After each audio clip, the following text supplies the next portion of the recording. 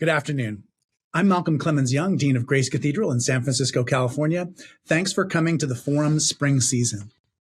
In her book, Jesus for Everyone, Not Just Christians, renowned biblical scholar and author Amy-Jill Levine uses stories told by and about Jesus to address the issues dividing us today: economics, family values, the legacy of slavery, nationalism, healthcare, and politics.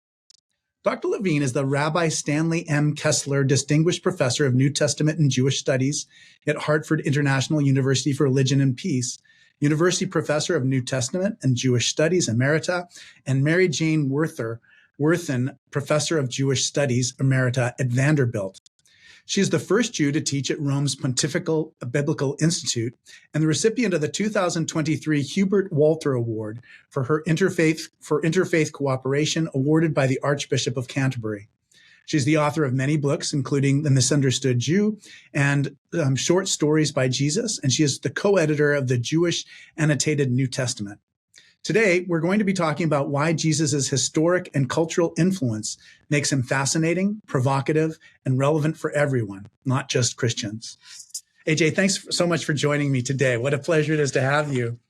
I felt really important when you were listing all that stuff. That's great. Well, we were joking when in the middle, I've been ordained 30 years. So in the middle third, so the 10 years after I'd been ordained, I was the rector of this church, and the other priest was my parents' age, but had only been ordained for like 2 years.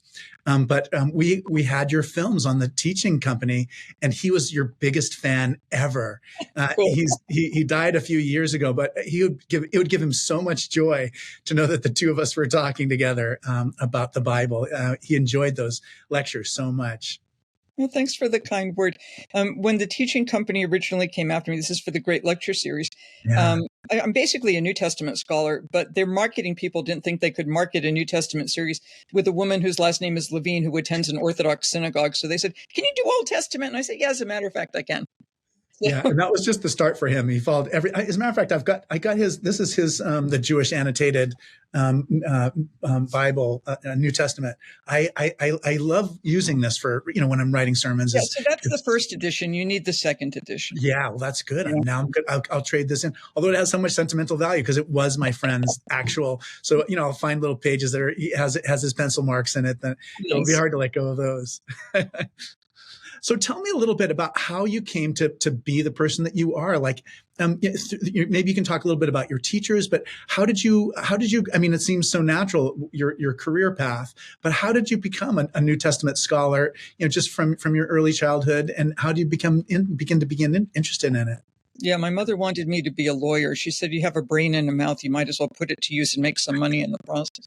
I grew up in a neighborhood that was predominantly Portuguese Roman Catholic, right on the coast, southeastern coast of Massachusetts.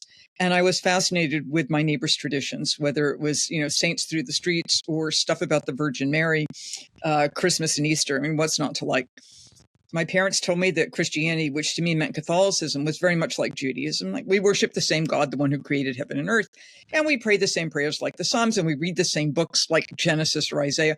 I had spent a lot of time in my friends' homes, and I knew I've seen Christian Bibles, and I thought Christians had to work harder because they had bigger Bibles.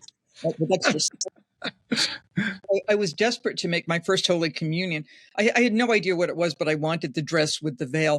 And the closest I came to that was my mother bought my Barbie doll a bride dress. I used to practice giving communion to Barbie with nickel wafers. I don't even know if they still make them. And then that same year, when I was 7 years old, a little girl said to me on the school bus, "You killed our Lord."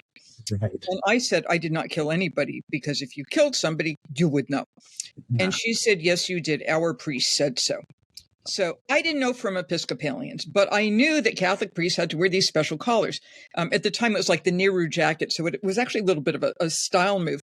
And I thought, which is actually a good idea, I thought the reason priests had to wear these collars was because were the priest to tell a lie, the collar would choke the priest. I think this is a splendid idea. So I said, "Is the priest dead?" Because this had to be such a whopper of a lie. The priest would have died. And she said no. So I, being a rational child, think, the priest said I'm responsible for the death of God. The collar doesn't kill the priest. Therefore, by the transitive property of deicide, I must be guilty of killing God.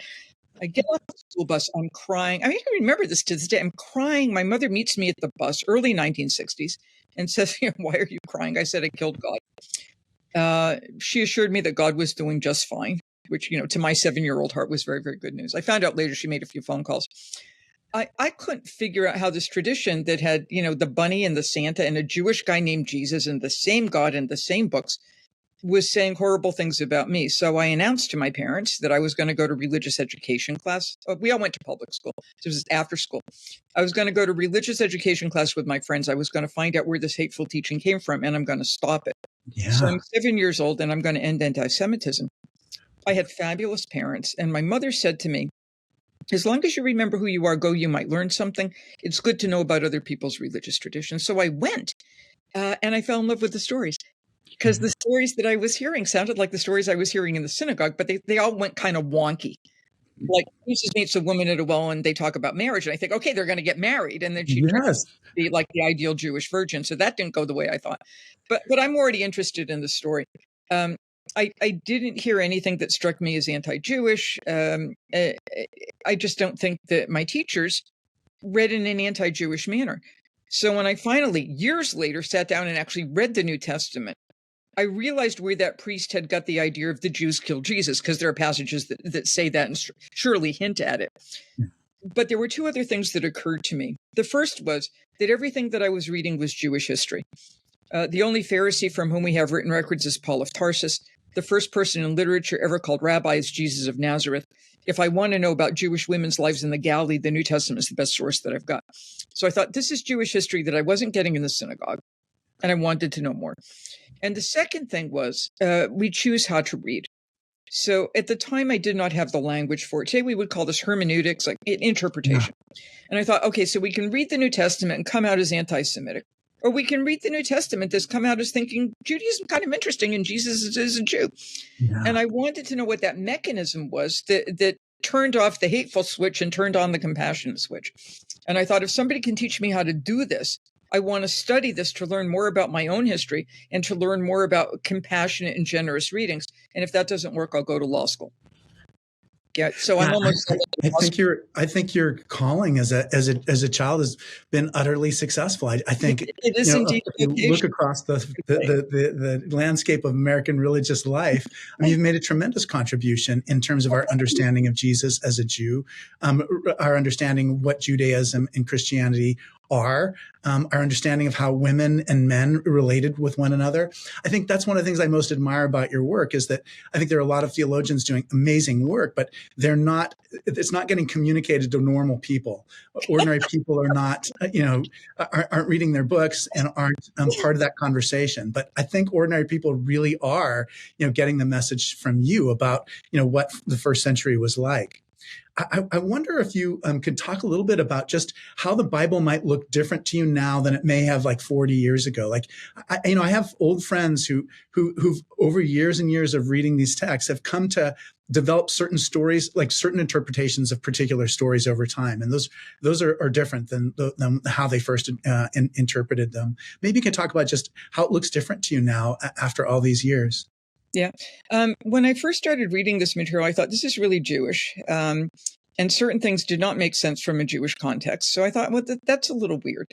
And then I went off to college and I went to graduate school in New Testament. And I was hearing all this stuff, especially about Paul, how Paul had rejected Judaism and that the problem was Judaism, whether it was ethnocentrism or legalism or whatnot. There was something wrong with Judaism.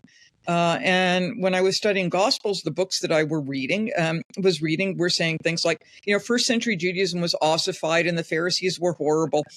And I, there was a part of me that thought, that's probably not right. But then again, all these people with PhDs who were my professors didn't see anything wrong with this stuff. I mean, they didn't bother to tell me that some of the books I was taking out of, say, the Duke University Library happened to be written by Nazis. Like, that just never managed to get mentioned. And finally, I had one of those like aha moments, like it can't be that bad. Today, we would call that the hermeneutics of suspicion. But my view was, what? can't be. And then I started asking the right questions, like, how do you know that? You, Mr. So, I was always Mr. So-and-so, who wrote this book. And I started going back and looking at the primary sources and finding out that all this stuff was part of some sort of Christian imaginary about what they thought first century Judaism was, rather than what the Jewish sources actually were saying. Yeah. So I basically had to regroup. And when I look back to some of my earlier publications, I wrote my dissertation, I wrote in 1984. Yeah. So when I look back at some of the stuff that I wrote in 1984 and 1985, it was still infected by some of this normative study that today, however many years after that it is, we realize is based in Christian apologetic and not in good history. Yeah. And I mean, just as somebody who leads Bible study classes, I still hear these things. And they're things that there are ways of looking at the Bible that no one in my world has looked at the Bible in that way for decades.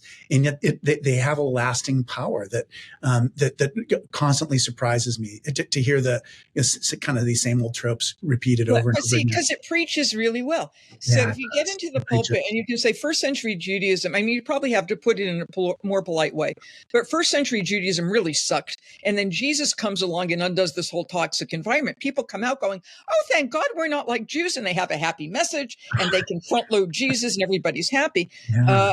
And they miss Jesus' own Jewish contextualization. They miss what actually makes him interesting. Yeah. They yank him out of his own context and they wind up becoming kind of nice anti-Semites. Yeah, right. Like mild anti-Semites. Yeah. You know, one of the things that's interesting to me is it's like a further development of historical critical study. This is just the last chapter of it. But I wonder if you can talk a little bit about just the whole field of historical critical study of the Bible and just kind of give us a quick overview of that and just, you know, where this part of the movement sits. Well, I mean, I can start in the 18th century and move up, but that's probably not quite what your listeners want. I don't mind. I'm interested in the 18th century. It's kind of an Enlightenment product where historical critical studies was in part a reaction to the theological domination of churches, both Protestant and Catholic, and saying rather than have the clergy or the hierarchy tell us what to believe, we ought to do this ourselves and go back and do the work. But the original historical critics didn't escape their own theological presuppositions, which was bad Judaism, good Jesus. They just reframed it. Following World War II, where everything kind of fell apart, there was a greater concern starting in the 1960s. It took a good 20 years after the Shoah to say, wait a minute, what actually do we know about that first century Jewish context and how do we move on? And through the major work of people like E.P. Sanders, his book, Paul and Palestinian Judaism. Today, we won't use the term Palestinian, we probably have to say Paul and Galilean and Judean Judaism.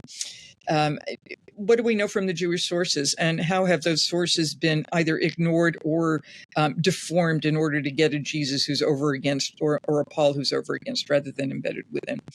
So there was a time like 10, 15 years ago when most New Testament studies was historically critically oriented. Like, what do we know about the Pharisees from what we can find from the Dead Sea Scrolls or rabbinic literature or Josephus, a first century historian? What do we know about the time from archaeology? How do we know, what do we know about how Rome ran its colonies? So what do we know about groups that are under Roman control, whether directly occupied like Judea or with a client king up in the Galilee? But what's happening in many sections of historical critical studies today, or at least biblical studies today, is scholarship has taken a turn more toward what does this text mean to me in my own subject position or my own social location, which is really important because you can't get into the pulpit and say, and you should live like somebody who lived in the first century. That doesn't work. Yeah.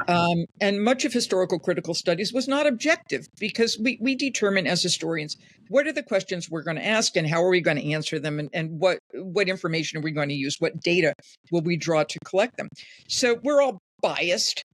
And critics correctly said, gee, historical studies is not objective, and you may be imposing your own particular views, imperialist views, colonialist views, white supremacist views, whatever, on your historical work. Absolutely correct.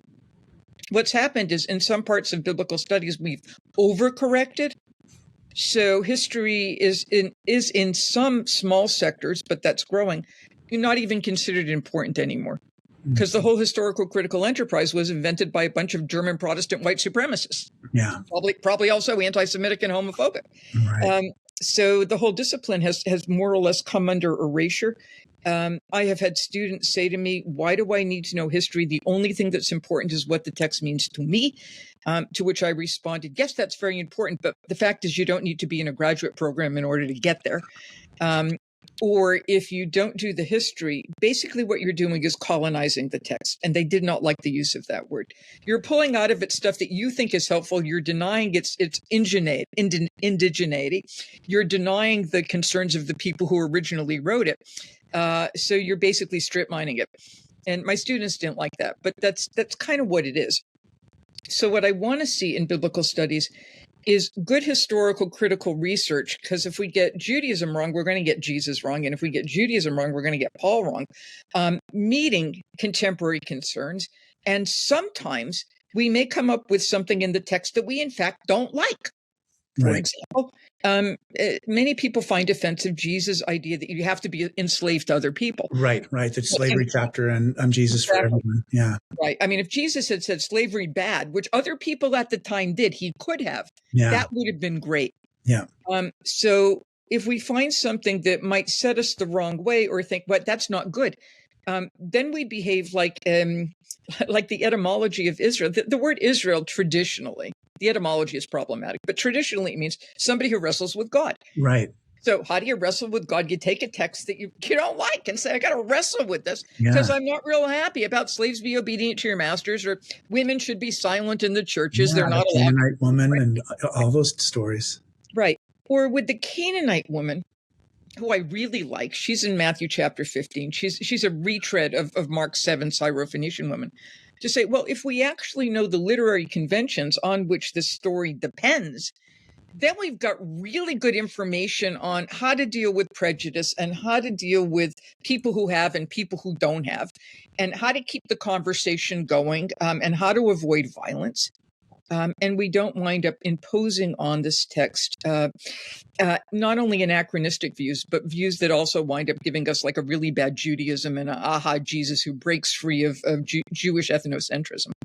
Yeah, it's funny. I've been thinking, there's been so much social change in the last month and a half, just with policies towards immigration, with our understanding of science and knowledge in the government, even just, having, green card holders who are participating in protests being arrested illegally. There's been so much change, just the end of USAID, the Department of Education.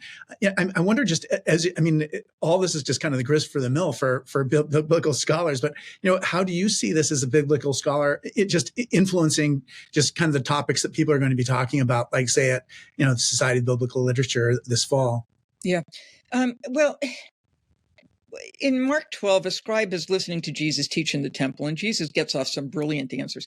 By the way, I think Jesus went through media training because people ask him questions, and he tends to answer the question that he wants to answer rather than directly the question that gets asked. I think that's quite good. So he's impressed with Jesus' responses, and he comes up, he asks a very legitimate question. There are 613 commandments, which is the most important. And Jews had been debating this, and they come up with different answers. So Jesus, he doesn't give one, he gives two, right? Because heaven forbid he just answer the question directly. So he cites Deuteronomy chapter 6, which is love the Lord your God. And he cites Leviticus 19, which is you shall love your neighbor as yourself. Now, in Jewish thought, when somebody cites a text, we kind of look at what comes before and what comes after, because texts are part of a larger whole. And in the synagogue to this day, when we read a passage, we just don't read like a paragraph. We read like a couple of pages, right? As opposed to like a lectionary reading. The problem with Christians is you got a bigger Bible, you got too much to cover. So you got everything's got to be short. Besides which, your services go for an hour and ours go for about 3.5. So we've got the. If you move on a little bit in Leviticus to Leviticus 19:34, it says, "You shall love the ger." Sometimes translated stranger or alien, but I think migrant is probably a good term, like the not native born. You shall love the ger because you were gerim, migrant strangers in the land of Egypt. In other words, you love your neighbor because your neighbor's like you. You share the same values. You share the same ethnicity. You live in the same neighborhood. You're raised in the same way. But you have to love the stranger or the migrant or the immigrant Not because you're the same, but because you had that same experience. You knew what it was like. So the first, love neighbor, is based on identity. The second is based in experience. Now, here's what I think goes wonky with Christianity. Much as I like Christianity, every once in a while, it helps to know that Jewish context. Yeah. Although in Matthew's parable of the sheep and the goats, it's Matthew 25. By the way, I tell my friends who don't know this, if like there's a sheep line and a goat line in heaven, get into the sheep line. Just don't ask any questions. Get into the sheep All right. line. Where Jesus says, I was a stranger and you welcomed me. I think that's important. And that means I was not a fellow Jew, right? I was not part of your community. But you welcomed me anyway. But what happens in Christianity, which is a universal religion as opposed to an ethnic group, Jews are a people, we're an ethnic group, the category of stranger drops out. So in Christianity, you're either a neighbor, which means a fellow Christian, or you're a potential neighbor, which means I'm going to evangelize you, or you're an apostate, you're a heretic, you left, or you're an infidel, you're a non-believer. But in a universal religion, there's no room for the other to remain other. So I think the concern for loving the stranger or loving the migrant drops out of the idea. You have to love your neighbor, but the neighbor becomes a fellow Christian. Let's read a little bit more of Leviticus, and maybe we'd get to what God wants. Yeah, exactly. And you're so right about just how important it is to be able to maintain our differences and yet still see the humanity and in the image of God in each other too. You know, when you were talking about Hebrew, I wonder if you could talk a little bit about just biblical languages. You know, how does the New Testament look different to somebody who reads Greek? Like, what is reading Greek? How does that open up the New Testament, or how does that change one's experience of the New Testament? This may be too strong an analogy for people, but I think of reading a text in translation as kind of like making love with your clothes on. I mean, you can do it, but you don't get quite the intimacy. Yeah. If you strip off those outer layers and you get back to the text as best as we have it. We don't have the autographs of anything. We've got copies of copies of copies. Yeah. And when scholars look at the Greek or look at the Hebrew, we also look at the manuscript variants, like, the official Hebrew text is this Masoretic text. But here's what the Dead Sea Scrolls say. Well, that's kind of interesting. And here's a minority view, or here's what the Syriac says, and that's a different view. Or in the Greek, here's what Codex Sinaiticus says, but here's what Codex Vaticanus says, and here's what the manuscripts say. And it gets a sense of the original fluidity of the text, which is great. Yeah, what's remarkable to me is how much commonality there is. I mean, so I have my little New Testament right here, and yeah, I mean, it's just, so this is all the apparatus down here, but I mean, it's not that much apparatus for when you consider how much variation there could be. Right. The basic structural outline remains the same. Yeah. So there are biblical scholars who will take that's the technical term for it, the apparatus down at the bottom with all the variant you're reading, and say, look, we don't have the original of anything. We can't trust the text. It's all fake. And I'm inclined to go in the other direction. It's remarkably consistent. And this word may change, and this word may change. But I think like the general outline of the puzzle is still the same outline, even if the picture may look a tiny bit different over here with this piece and over here with that piece. Yeah, and that's a wonderful analogy too. It's just like how much of the outline is the same. Is the variant part just in the very middle, and then there's this huge thing on the outside of it, or is it, how expanded is it? I mean, I think we get a pretty good sense from the Gospels of at least how people remember Jesus.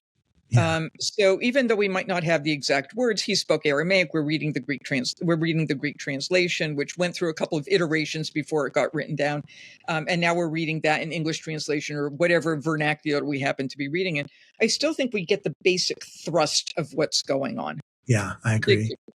Do you have any particular words in Hebrew that you particularly love, or that are orienting words for you? Words that I love. Yeah. Malafaphone means cucumber, but it's a nice term. Oh, I love that. That's perfect. I didn't know what cucumber was. It's a mellifluous term.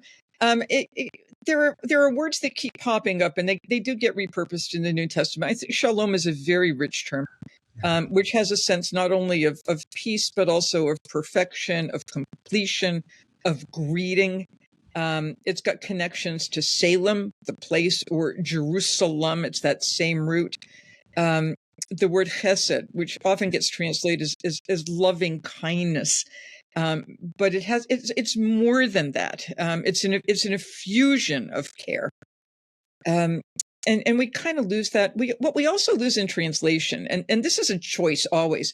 When you translate something, if you have a text like the Gospel of Matthew or the Gospel of John, you have a Greek word. Do you translate that word the same way each time you get it? Or do you translate it differently depending upon context? Exactly. And I'm pretty old fashioned on this. If I have one Greek word that's used in a text, I want it translated the same way each time so I can hear that echo. Yeah. And since the Gospels were not originally generally read, because most people are illiterate, we only have general literacy with the rise of public education. I like the idea of public education, by the way, side note. People are hearing this stuff being read to them. And when you hear something being read, it's like listening to a symphony. I mean, you hear these motifs or these themes coming back. So you hear the same word over and over again, but sometimes it's played on the oboe and sometimes it's played on the cello. And you miss that if the words change meaning each time they're being used. What happened this Sunday in the lectionary reading? So it was the temptation of Jesus, the devil's tempting Jesus in Luke, and says, "Here's all the kingdoms of the world, and their power and glory is all yours because they've been given to me."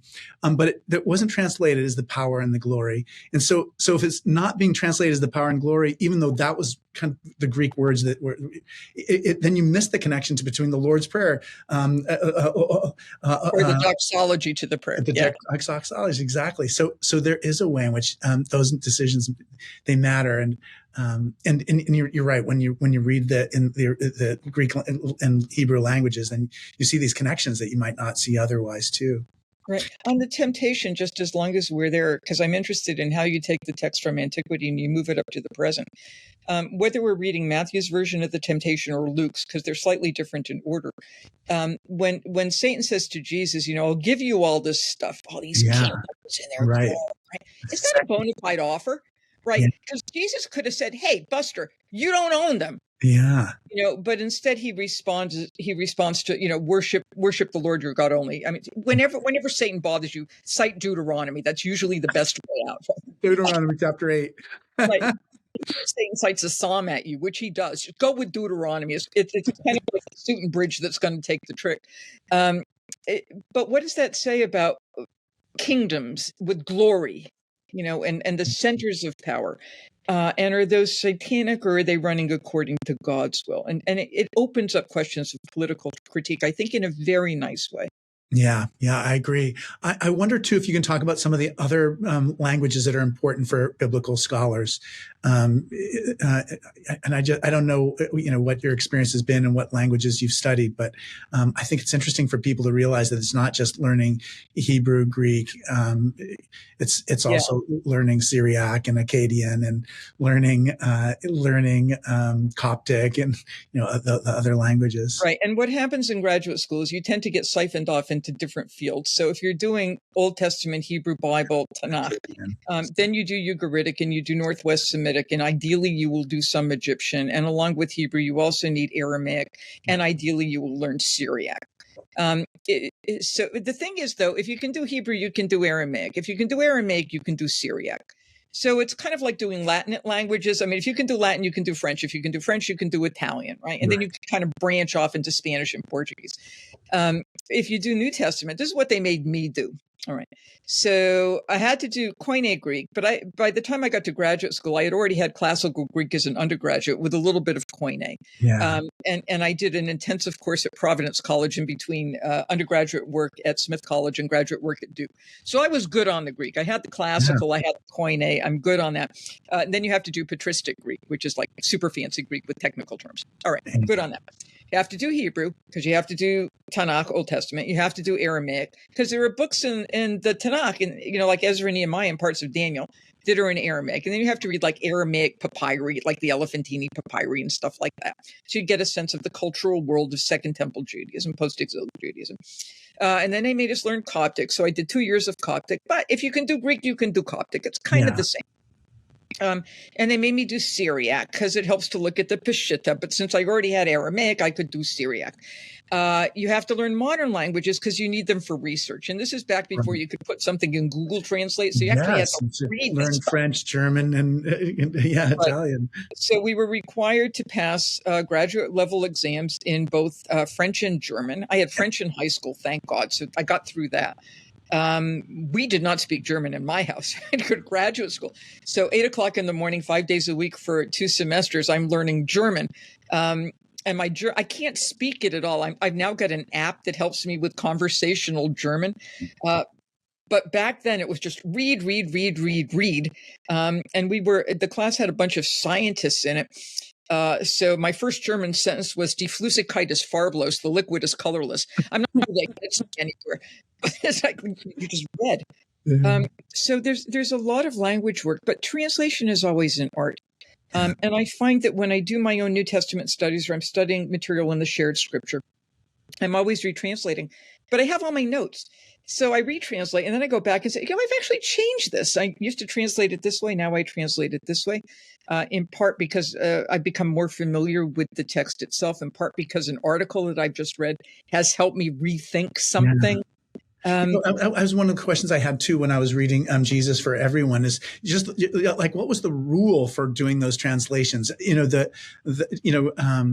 I just so naturally supply the like helping words when I'm doing a translation, and you didn't do that. So how would you describe the translations that you do for things like Jesus? And I know some people get really annoyed and they say, okay, not at all.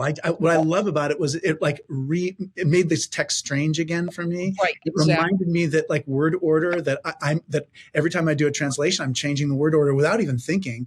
So it reminded me to pay attention to word order in a way that I don't when I'm usually doing translations. Yeah, foreground the subject or perhaps. Yeah, exactly.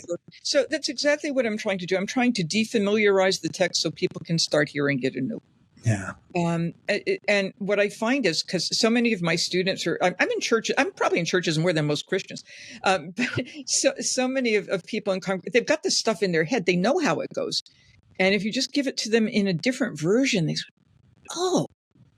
This is why we keep having updated translations of, Augustine's Confessions just got retranslated. It's brilliant. Don Quixote just got retranslated. I like the Rex Warner translation of Augustine's every other translation just does not work for me.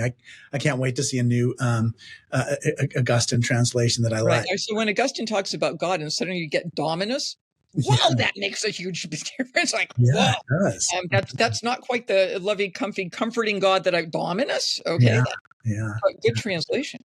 Yeah. I mean, I wonder if you can talk a little bit about that too. I mean, so as a boy, I read the Revised Standard Version, and then in college, I read the King James Version. And then, almost my whole professional career has been the new Revised Standard Version. And then, now there's a new Revised Standard Version, like corrected edition. Updated edition. What edition? Updated edition. That's right. UE, updated edition. So tell us about the difference between RSV, RNSV, and NRSV updated edition. The changes are relatively minor. The NRSV made things much more gender inclusive than the Revised Standard Version did. So NRSV, New Revised Standard Version. Now we have gender inclusivity. So if Paul's talking to people in the congregation, instead of saying, okay, brothers or okay, men, it becomes brothers and sisters. Yeah. Or when Jesus in the Sermon on the Mount, if your brother has something against you, so now it's your brother and sister. Yeah. Why? Because people who would be listening to Paul would be both men and women, and people who would be listening to Jesus would be both men and women. So there's a sense of updating on that. Some of the earlier translations included in quite unfortunate additions. For example, in Romans, the RSV talks about the Jews, you are enemies of God. What of God isn't in the text. Yeah. Right. And then the NRSV, I think they put that in a parenthetical remark, and it's gone completely from the NRSV updated edition. So we become much more sensitive to issues, particularly of gender inclusion. We become much more sensitive to issues of disability. So instead of talking about the leper, in the NRSV updated edition, we get the person suffering from skin disease. The Greek word is lepros. It's where we get leprosy, but it doesn't really mean Hansen's disease, right? It really means some sort of skin disease, probably like eczema or seborrhea or psoriasis. So the new translation is trying to get around some of that so-called ableist language. Some of that's all to the good, and some of it, at least for the NRSV, I think they're great missed opportunities. So the book that you showed, the Jewish Annotated New Testament. Yeah. So the first volume, this is based on the NRSV, the New Revised Standard Version. First volume came out in 2011. Yeah. Second volume came out in 2017. And because the NRSV is going out of copyright at the end of 2025, thank you, National Council of Churches, everybody now has to use, if you sell a Bible, the NRSV updated edition.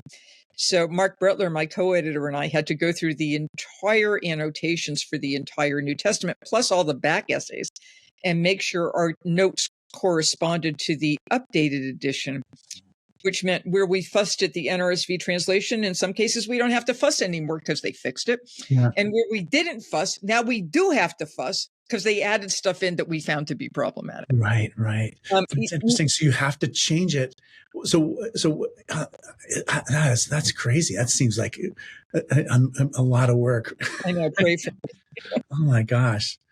So, one of the things I found most helpful in Jesus for Everyone is just, you talked about just what it was like to be a woman in Jesus's time, and what the relation between what it didn't mean to be Jewish in Jesus's time. I wonder if those are the things that you think are the most important thing for people to know about as they try to interpret the Bible, or if there's something else that's more important. And maybe you can summarize just kind of your take on those two issues. Sure.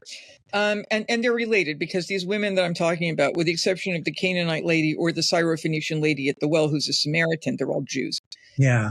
So the word's out there, popular in the pews and very popular in preaching and teaching, that first century women were oppressed, depressed, suppressed, and repressed by Judaism. And Jesus comes along and invents feminism and, I think, the pantsuit. So Jesus then elevates women to their equal place as Genesis 1:26 would have it, that God created the male and female in the image of God. So I wish Jesus were a feminist, because that would make things easier for everybody, particularly my Christian friends, and plus I could locate it in first century Judaism, but he's not. Because if he were, 6 of the 12 would have been women, and they're right, exactly. Right. Now, did he have women disciples? There is a woman called a disciple in the New Testament, but for that you have to go to the book of Acts. There's a lady whose name is both Tabitha or Dorcas. She's got an Aramaic name and a Greek name, and basically she spends the text being dead until Peter resurrects her. There are clearly women who are followers of Jesus, but they don't appear to be part of the inner circle, unless somehow they've been written out. We can call the women in the New Testament like the tip of the iceberg and say there's all this stuff buried underneath that's probably there that got written out of history. The problem is you don't know, unless you've got sonar, whether you've got an iceberg or you've got a flow. Yeah. And it's really hard to convince somebody who wants to take a more limited patriarchal view of the text that women are there if I can't prove that they're there, right? Absence of evidence is not evidence of absence, but it's not proof of anything either. So what do we know about Jewish women? Okay, so from the New Testament, we can confirm this with external sources. They owned their own homes. They had access to their own money. They could leave their husbands and take off after Jesus. They could appear in public and nobody faints. Like, it's a woman in public. They have freedom of travel. They show up in synagogues where they're not up in a balcony or behind a screen. They show up in the Jerusalem temple. They are not overburdened by questions of purity laws. And when Jesus does engage with women who are in states of ritual impurity, like the lady who's bleeding, right, he doesn't do away with purity laws. He simply restores people, like the bleeding lady or the guy with skin disease, or corpses, because corpses are really, really impure. He restores them to states of ritual purity.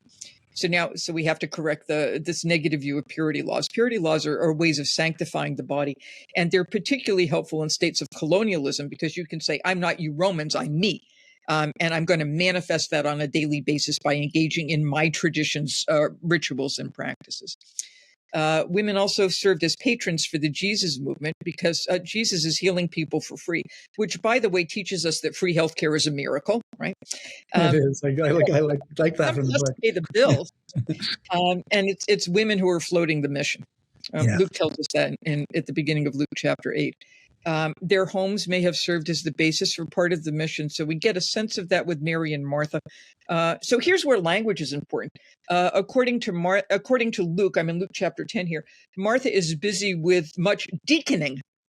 Right? That's the word diakonane. It's the same word from which we get deacon.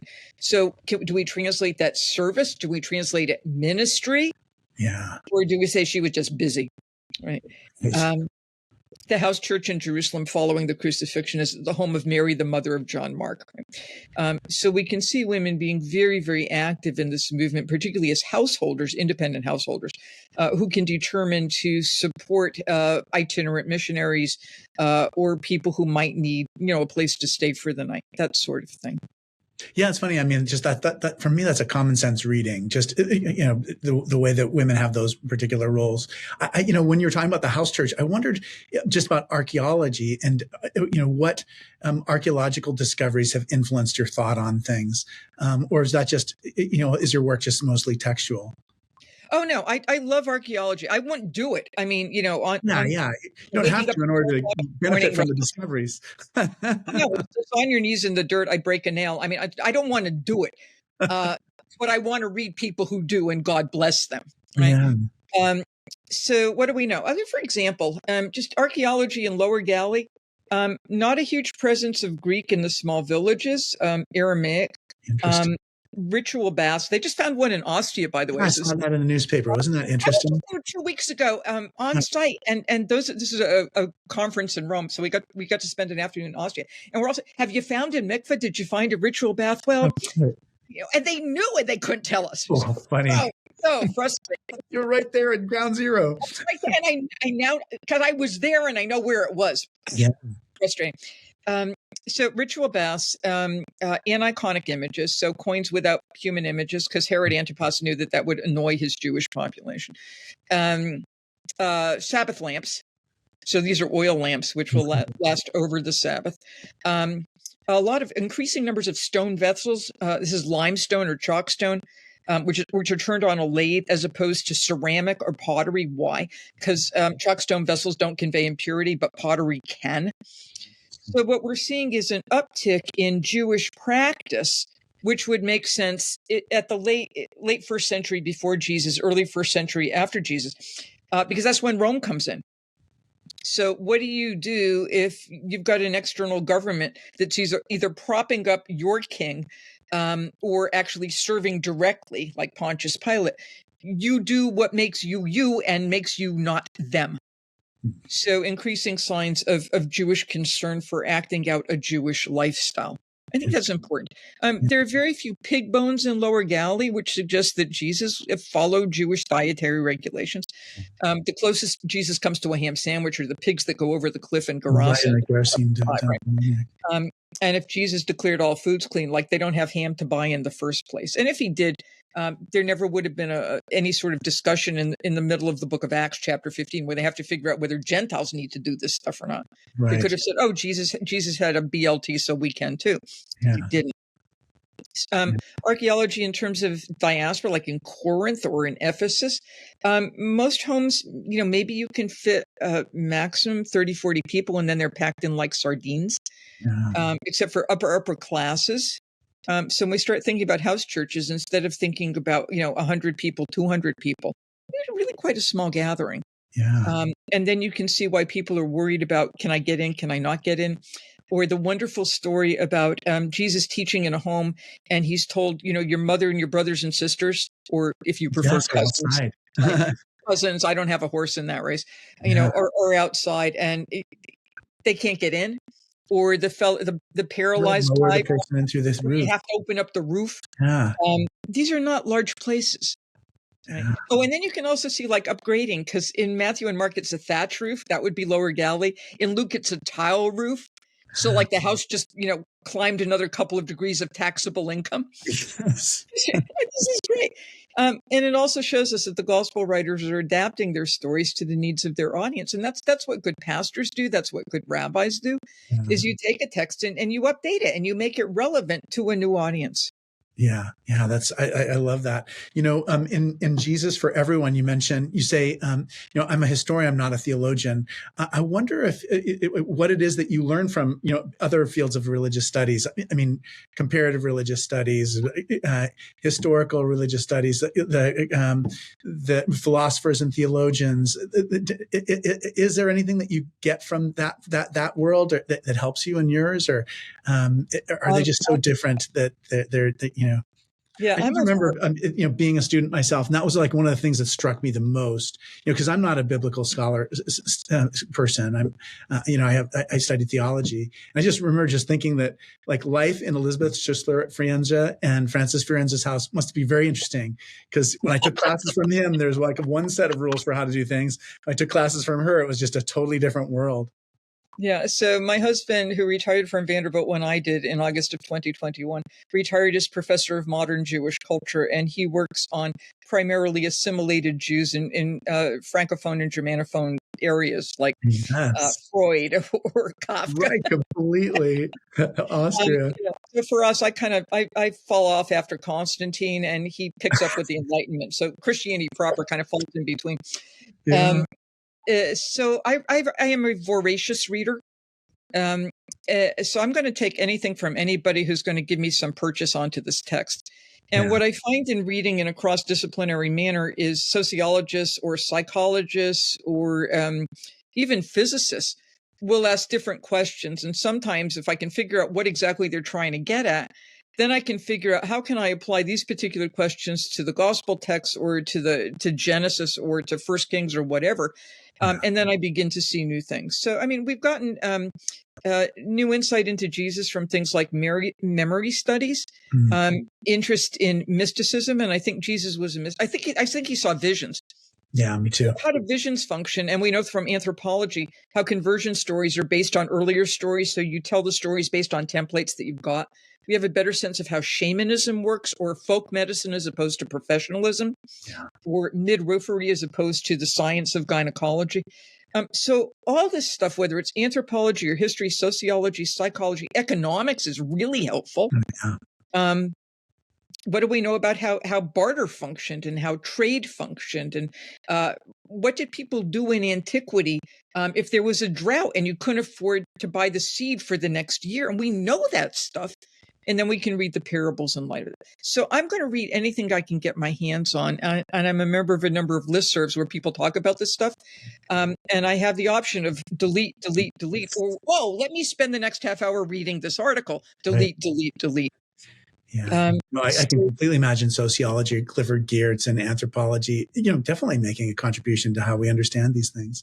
You were talking too just about the kind of the state of the field. I wonder if you can talk a little bit about, with so many liberal arts programs in colleges and universities being cut, and so many seminaries just dying out.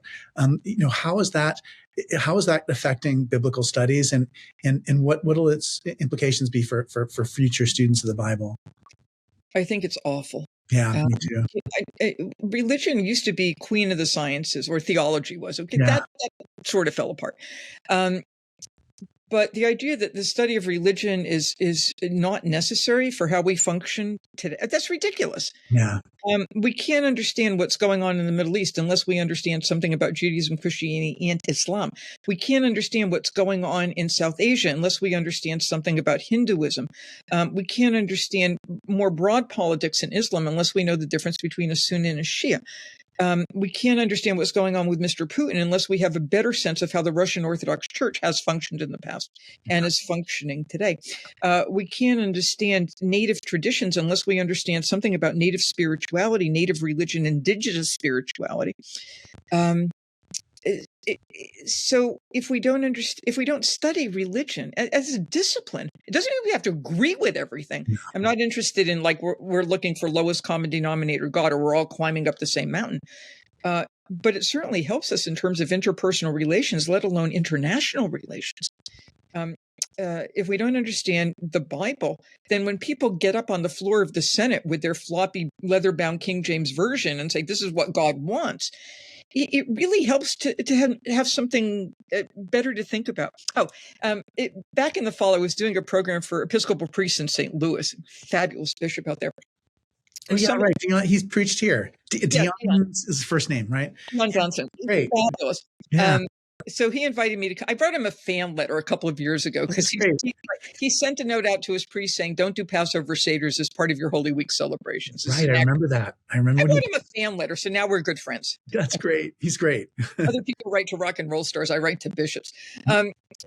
So a couple of people had looked at Bible for Everyone, where I say something along the lines of, instead of saying the Bible says it, I believe it. Why not say the Bible says it? Let's discuss.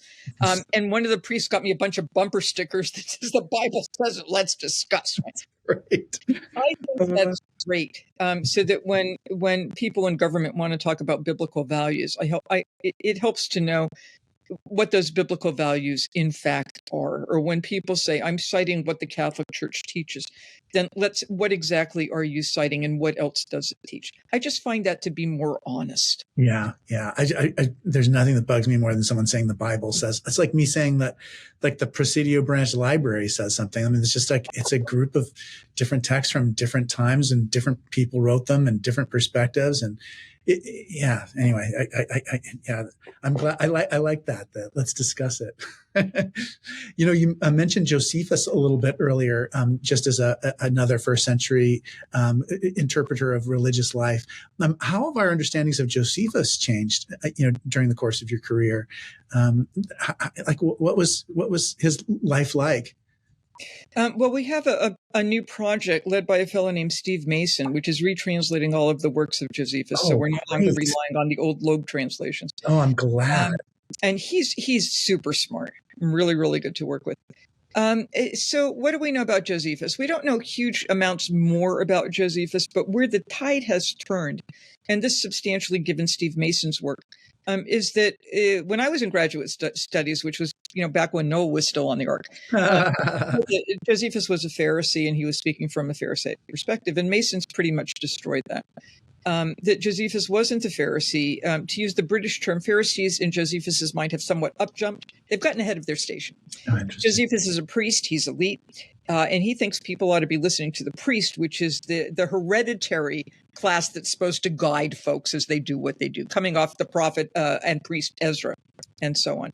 And the Pharisees, who are part of what we would call a voluntary association, and we know these from, and this is also relatively new, we know these from a lot of Greek sources as well. Like today we would have like the moose or the elk or the Knights of Columbus or something, the Masons, right?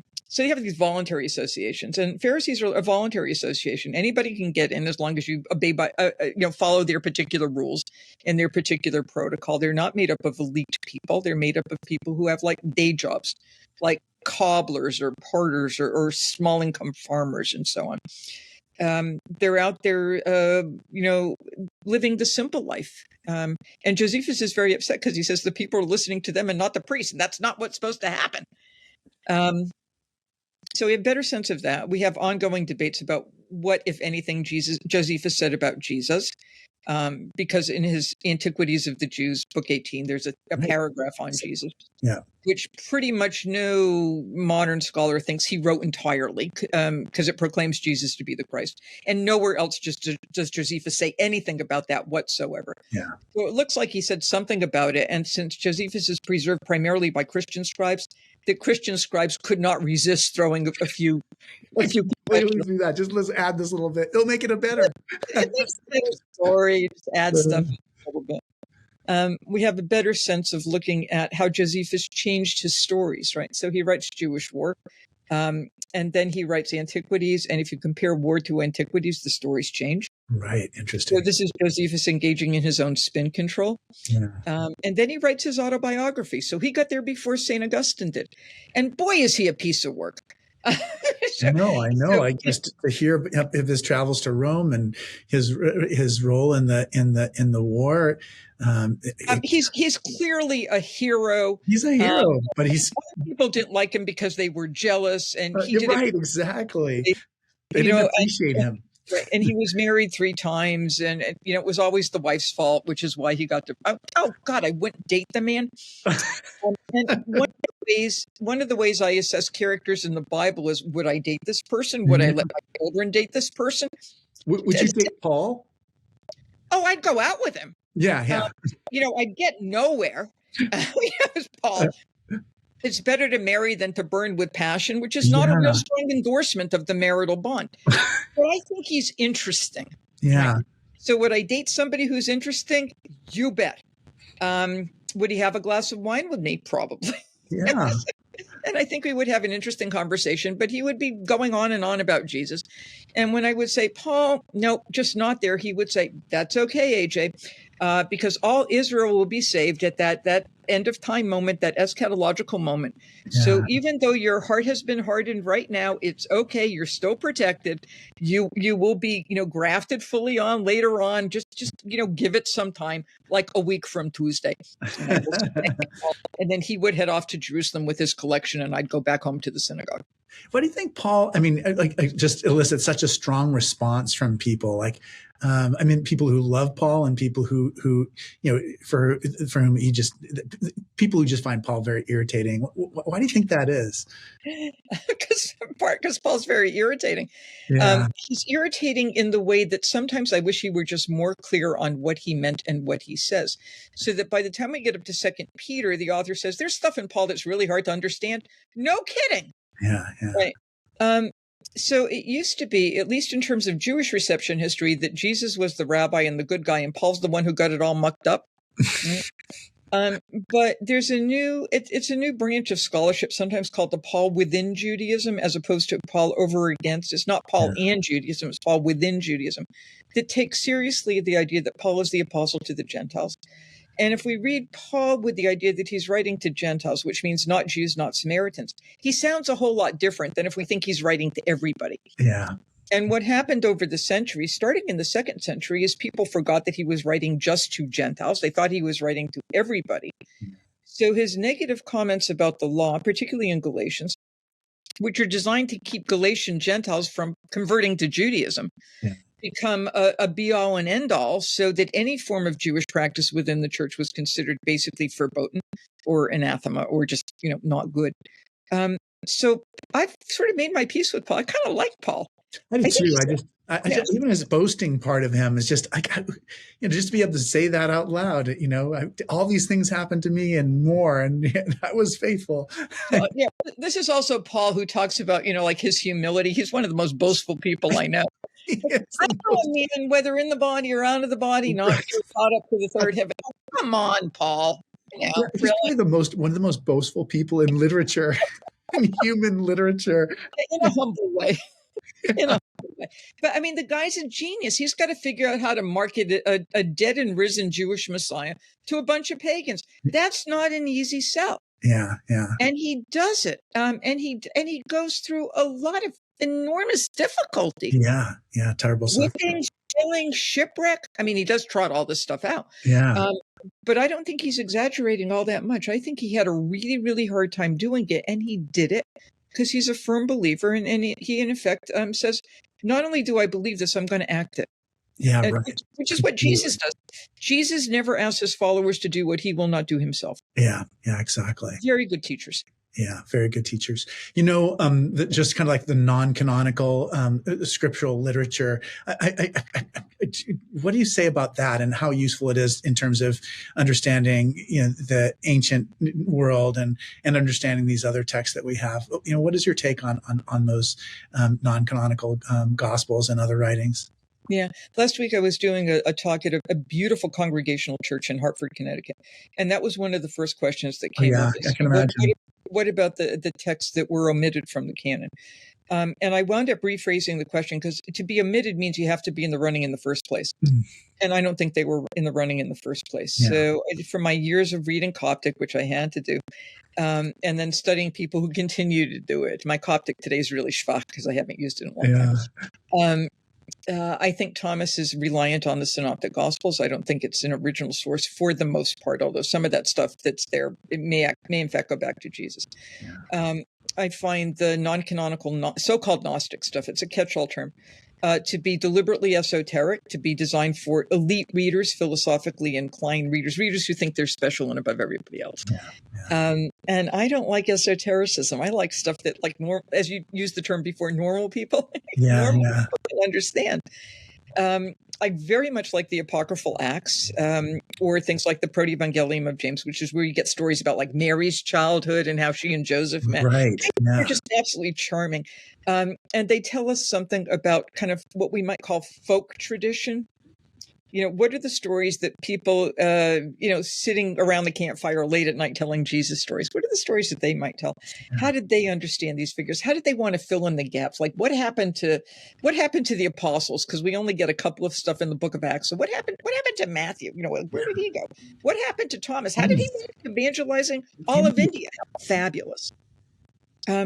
But I don't think they get us history in the sense of this is what Mary was doing or this is what Thomas was doing. I think what they get us is church history. This is how people understood their positions, where they happened to live and how they understood where they came from. And I think all groups tell stories about where they came from, and some of it's true. And some of it's a little massage, like how Americans have been telling until recently our children's stories about that first Thanksgiving. Right, exactly. Right. Yeah. Or how the Pilgrims wrote back and said, you know what, everything here is just fabulous. You should come. It's terrific. Yeah. So it's marketing.